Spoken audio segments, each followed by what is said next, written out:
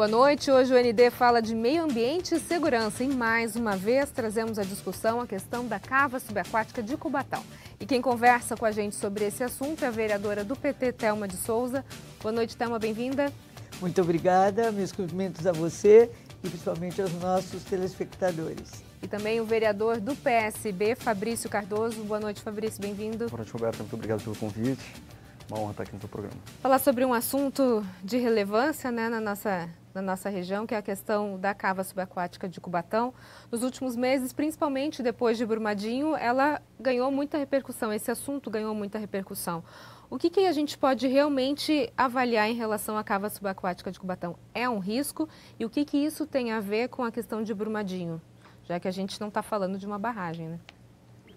Fabrício. Semana das Damas, é Semana da Mulher aqui. Muito gentil, obrigada. Bom, antes de mais nada, tanto o vereador Fabrício como eu, pelo fato da cava ser fisicamente, ela está estabelecida na região de Cubatão, ela fica a mais ou menos 6 quilômetros do centro de Cubatão, do centro de Santos, mas ela tem impacto sobre toda a região.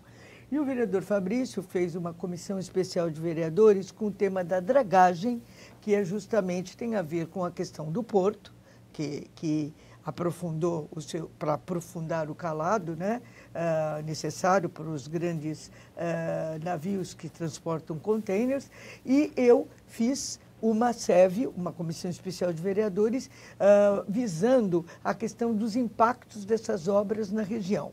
E nós dois temos trabalhado unidos, embora em comissões diferentes. Ele teve uma audiência no dia 22 de fevereiro, focando os aspectos mais técnicos, e eu fiz uma no dia 15 de fevereiro, com o aspecto da mobilização popular e principalmente os movimentos em torno da cava, e o principal se chama A Cava é Cova.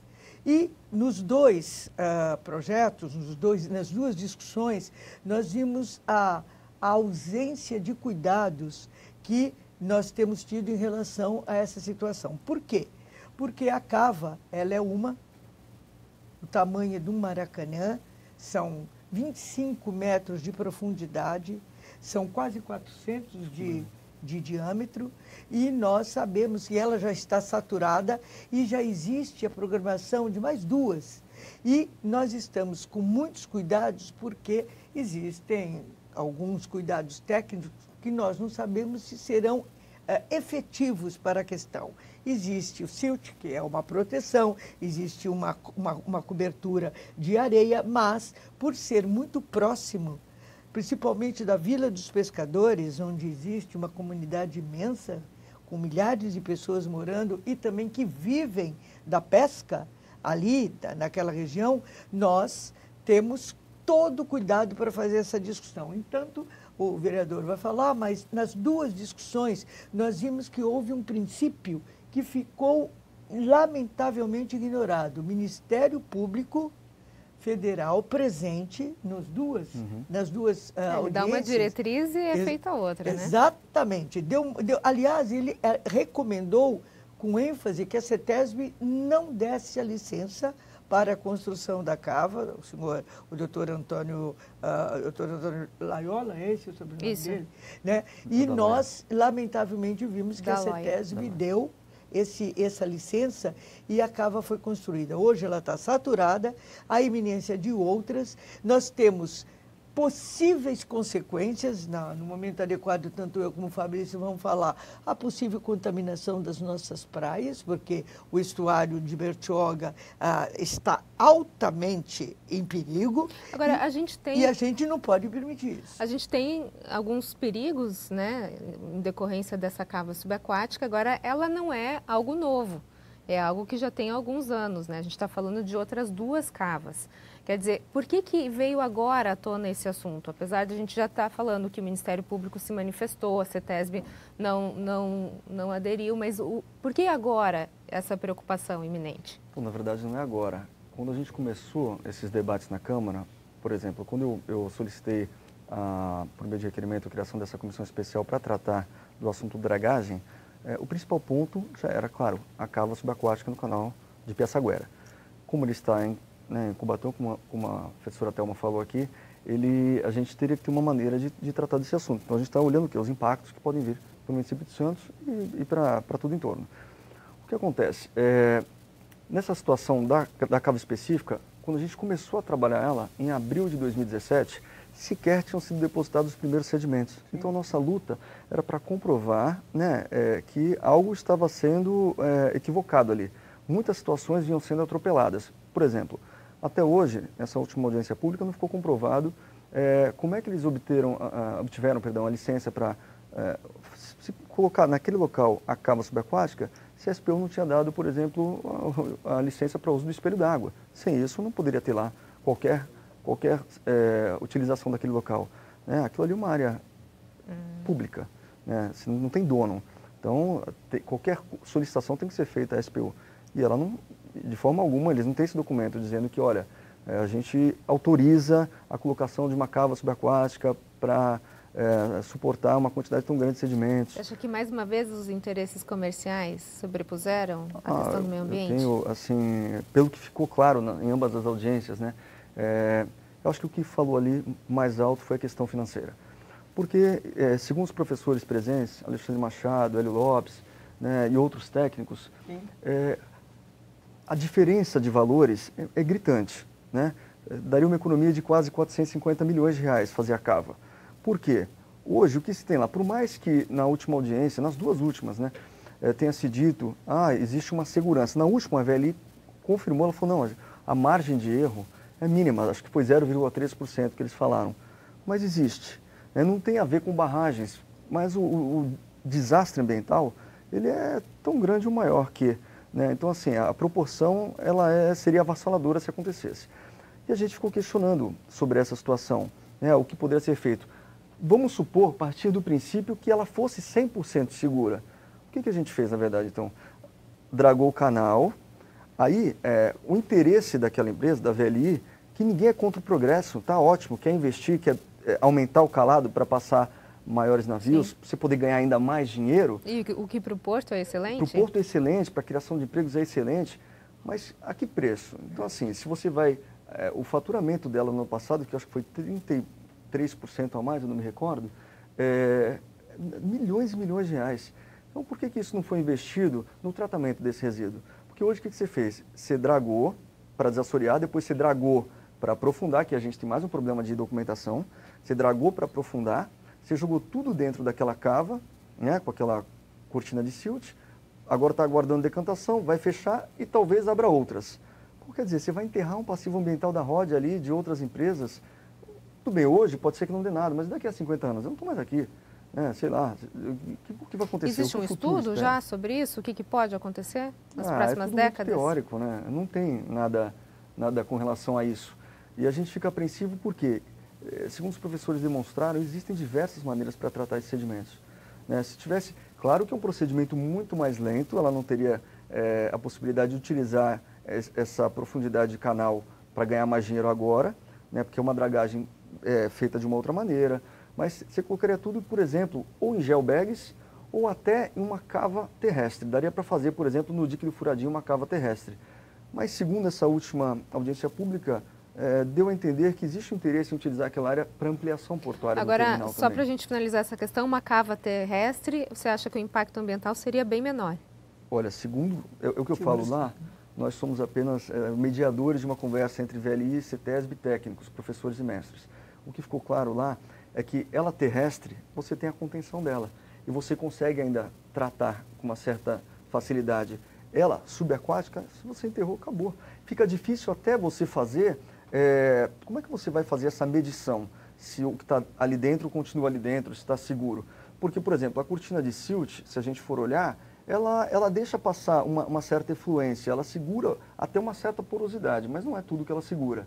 Então, assim, eles falam que esse mapeamento com relação à segurança, ele é feito por amostragem.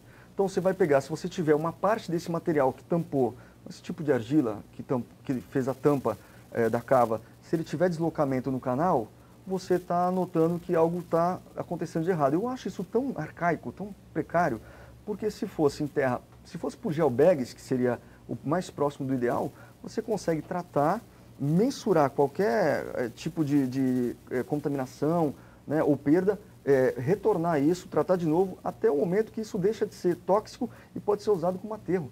Então hoje a gente pensa no mundo sustentável, a gente quer dar fim a esse tipo de coisa. A gente não quer enterrar, jogar para baixo do tapete.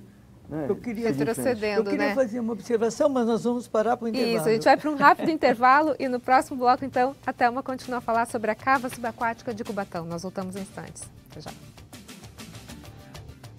O ND está de volta e o nosso assunto de hoje é a cava subaquática de Cubatão. Eu converso com a vereadora do PT, Thelma de Souza, e também com o vereador do PSB, Fabrício Cardoso.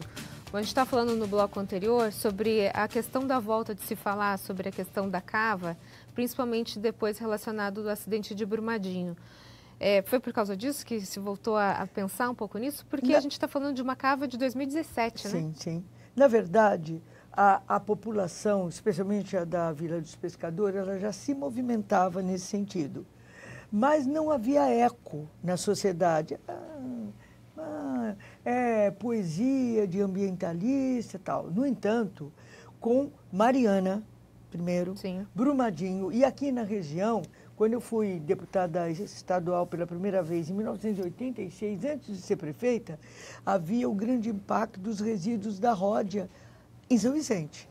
E esses lixões da Ródia foram colocados dentro de sacos plásticos e enterrados. E com o tempo eles arrebentaram e contaminaram o lençol freático, contaminaram a água. Essa possibilidade de acontecer isso com a cava existe. E por que aconteceu tudo isso? Originou-se com uma questão econômica lá no Canal de Panamá, que precisou abrir o tamanho do canal para a travessia de navios vindo do Atlântico, do Oceano Atlântico para o Oceano Pacífico e fazer o comércio aqui com a América, especialmente a América Central e a América do Sul. E, a partir disso, o Porto de Santos, que é o maior porto do hemisfério sul, não é nem da América Latina, ele precisou ser obrigado a fazer isso. Tudo bem, são relações econômicas, mas estes detritos que estão contaminados, porque eles pegam todos os detritos do polo petroquímico de Cubatão, não é, Fabrício? A gente não pode esquecer isso, eles acabaram entrando neste caudal, nessa argamassa que foi depositada na cava. As pessoas reagiram, mas demorou para que a sociedade como um todo começasse a tomar ciência disso. Isso só aconteceu, lamentavelmente, a gente falava no intervalo, com esse drama, esses dois dramas inomináveis que são Mariana e Brumadinho, que daqui a pouco vão cair no esquecimento. Nós estamos longe de Minas Gerais e a gente vai acabar esquecendo, e a gente não pode esquecer. A gente pode ter uma bomba relógio aqui. Nós temos uma bomba relógio. Então, todo o cuidado que o vereador Fabrício está tendo em fazer os relatórios estarão apresentados em conjunto. Nós vamos ter a visão dos movimentos sociais, a visão dos técnicos, para alertar as autoridades. E não é possível que a CETESB, principalmente, ela se paute por movimentações de lucro. Ela não está aí para isso. Ela é um órgão público, ela tem que zelar pelo meio ambiente. E vamos convir, nesses momentos de final de verão, onde a precipitação de chuva tem feito alagamentos fantásticos na nossa região, na Grande São Paulo, onde tivemos mortes, no Rio de Janeiro e principalmente no sudeste do país, nós temos que prestar atenção que a natureza, ela devolve aquilo que é tirado dela. E a cava, ela se coloca no centro da nossa região como você falou a expressão correta, a bomba relógio. Então, eu e o Fabrício estamos trabalhando juntos para que a gente possa continuar. Mas Brumadinho, Mariana, despertaram isso, lamentavelmente. E sem esquecer que a VLI, o nome dela é Vale. Ela tem interesse comercial, ela tem interesses parecido, comerciais, né? Ela tem a ver com a Vale. E nós temos que estar atentos porque é a vida da população, agora, é a vida do ambiente que está em risco. Só lembrando, essa licença ambiental, ela está em vigor, né? Não tem nada errado. A questão de não ter nada errado. A gente tem umas situações a serem pontuadas e respondidas que ainda estão aí para como é que eu vou te dizer? Comprovar, né? Talvez comprovar se elas realmente tramitaram da forma que deveriam. né? A gente recebe, tem vários documentos lá demonstrando que há uma divergência entre datas, entre titularidade. Titularidade era da Uzi Minas, passou para a VLI. Ah, mas é porque a empresa foi comprada. Não existe troca de titularidade de licença. Então, a gente tem alguns detalhes que o Ministério Público Federal, por meio do doutor Daloia, pontuou, que realmente precisam ser esclarecidos, né? É o que eu falei, ninguém é contra o progresso, mas ele tem que ser feito de forma sustentável. Para a gente entender um pouquinho melhor, vereador, essa questão da cava e o que realmente isso pode significar para a população, na possibilidade de acontecer um rompimento, o que isso pode acarretar para a população, efetivamente? Então, segundo a VLI, a chance era de algo em torno de 0,3% de acontecer algum desastre. Só que a gente, acompanhando, como a gente já falou, VLI é um braço da Vale, da Brooksfield e da Mitsui, né? Outros erros aconteceram em Brumadinho, em Mariana. Então, a gente está falando de teorias, né? E se acontecesse? Com um histórico conturbado, né? Exatamente. Que não recomendo. O que aconteceria? Segundo eles, a chance era de 0,3. A gente imagina que isso acabaria, por exemplo, com a vulnerabilidade das praias ali do entorno Santos, Guarujá e até Praia Grande, talvez, dependendo da situação. O berço ali, o mangue, acabaria a vida total ali, prejudicando pescadores, enfim. E ali a gente tem produtos depositados, como DDDs, que vão levar 20, 25 anos para poder trazer algum resultado. O que é isso? São os pesticidas e os produtos com toxicidade alta que fizeram a microcefalia na década de 60 e 70. Então, são coisas que só com longo prazo que você vai saber o impacto real disso aí. E o que nos entristece é isso, mais uma vez, é o que a gente está falando. A CETESB, vou pegar até o gancho que você falou, indignada com a CETESB, que eu acho que é a nossa tristeza, ela está lá para nos defender, para defender o nosso interesse. E ali ela está primando pelo contrário que ela prega, né? Ela prima pelo quê? Pela melhor tecnologia disponível, aplicada. Não é a melhor tecnologia, ela sabe disso. Inclusive, em uma matéria que saiu na mídia, acho que é a doutora Patrícia, que está a diretora diretora-presidente, não me recordo agora, da CETESB, ela disse que precisaria de não sei quantos mil caminhões para poder subtrair esse material tóxico, que seria um custo elevadíssimo. Mas desde quando a CETESB tem que se preocupar com o custo que uma empresa vai ter? Não é dela o custo, Não né? é dela. Ela tem que se preocupar com a segurança que a gente precisa. Ok, no próximo bloco a gente continua a falar sobre a cava subaquática de Cubatão. Nós voltamos em instantes. Até já. O ND está de volta. O nosso assunto de hoje é a cava subaquática de Cubatão. Eu converso com a vereadora do PT, Thelma de Souza, e com o vereador do PSB, Fabrício Cardoso. A gente está falando sobre essa problemática que está envolvendo a nossa região. Merece uma boa conversa em relação ao assunto. E que tipos de materiais a gente pode ter certeza que existem dentro dessa cava, vereador? Então, os relatórios técnicos, né, os pareceres técnicos, demonstram diversos materiais acima da quantidade permitida, né, estipulada. E alguns são DDDs, pesticidas, né, tem cádmio, mercúrio, assim, é uma infinidade, né? E boa parte deles tem até capacidade mutagênica, né? Então, assim, quem está falando não sou eu, são os relatórios técnicos. Então, a gente sabe que são materiais que realmente oferecem riscos. Que tipo de risco, Thelma? Não, eu acho que o principal, sem dúvida, é a contaminação que vai levar ao câncer, que é o grande medo, o grande pavor de doença do século XX, agora é século XXI. E a gente não pode esquecer que quando havia a Vila Paris e havia bebês que nasciam sem cérebro, anencéfalos, nós não podemos esquecer isso. Imagina, tantos anos depois, como houve o aumento de pesticidas e de material cancerígeno e de todas as contaminações possíveis. E é por isso que nós temos que estar atentos, porque, como nós dizíamos aqui no intervalo, a gente não é contra o progresso, a gente é contra um progresso que não é sustentável e coloca em risco a vida das pessoas. Oh, meu Deus, para que eu vou ter um progresso que vai me matar? Isso é de uma irracionalidade sem tamanho. E é por isso que nós estamos aqui, eu e Fabrício, para poder continuar essa luta que não terminará com os relatórios das comissões e das audiências, mas que vai continuar com a mobilização das pessoas, porque as pessoas da Baixada, especialmente as que moram na Vila dos Pescadores, elas sabem que suas vidas e seus sustentos estão em riscos.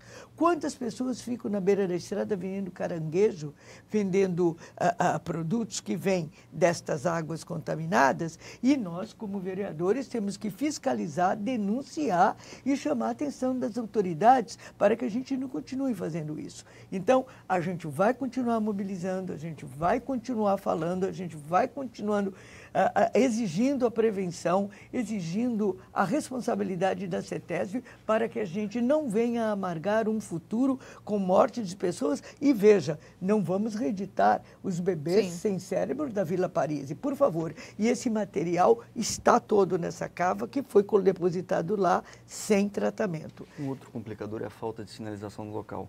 Quando a gente vai até lá, a gente vê que os navios passam muito próximo da cava. E a gente vê diversos erros aqui, né, com relação à balsa batendo, enfim, problemas na manobra. Isso pode acontecer lá, são falhas humanas. A gente tem movimentação de maré, por mais que naquela audiência a CETESB falou que não estivesse ali, tem relatórios que apontam, sim, a movimentação de maré, que ela muda constantemente.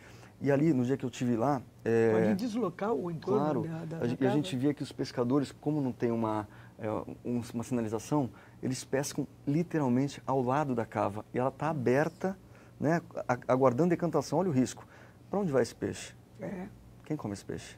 A mesa, né? Para a mesa do Santista. Exatamente. É possível a gente reverter a cava agora? Essa que está topada? Olha, a gente sabe que os custos não seriam poucos, mas isso não nos importa, né? Já que a gente está falando que ela foi dragada, esse aprofundamento, para poder gerar mais lucro, a gente quer que isso seja investido no tratamento desses resíduos. É possível, sim. Segundo informações do professor Hélio Lopes, é possível fazer uma dragagem por meio de tubulações diretamente de dentro da cava para o dique do furadinho e efetuar o tratamento desse material. E aí esse material seria tratado como? Há elementos, com certeza, há meios técnicos para fazê-lo. Agora, o que nós precisamos deixar claro, antes do nosso papo aqui, que não será o último, eu tenho certeza, e agradecendo você poder fazer essa entrevista conosco, importantíssima para nós e para a Baixada toda, não só para os santistas, mas para a Baixada toda, eu entendo que a cava precisa ser uma indignação constante. Os órgãos públicos não podem tratar a população com esse descaso. Não, como disse o Fabrício, não importa quanto custe, precisa fazer o correto.